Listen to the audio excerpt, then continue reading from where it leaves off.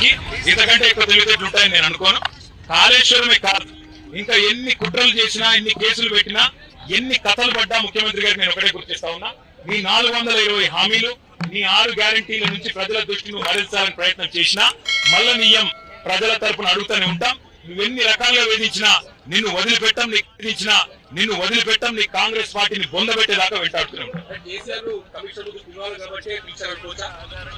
కేసీఆర్ గారు తెలంగాణ చరిత్ర, కేసీఆర్ ను ఇవాళ పిలిచి అది కూడా ఇరిగేషన్ గురించి మాట్లాడటము అంటే ఇది హనుమంతుడి ముందు కుప్పిగంతులు లాంటివి. ఎందుకంటే కేసీఆర్ గారికి ఉన్నంత క్షుణ్ణమైన అవగాహన, వాగులు, వంకలు, నదులు, చెరువులు, వీటి గురించి, ఇరిగేషన్ రంగం గురించి కేసీఆర్ ఉన్నంత అవగాహన బహుశా భారతదేశంలోనే ఈరోజు సమకాలీన రాజకీయాల్లో ఏ రాజకీయ నాయకుడు కూడా ఉండదు. మరి అట్లాంటిది కేసీఆర్ గారిని పిలిచి లేదు అడుగుతామంటే హనుమంతుడి ముందు కుప్పిగంతులే అవుతుంది. ముమ్మాటికి నిజాలు అల్టిమేట్ గా తేలుతాయి, ధర్మము న్యాయమే గెలుస్తుంది.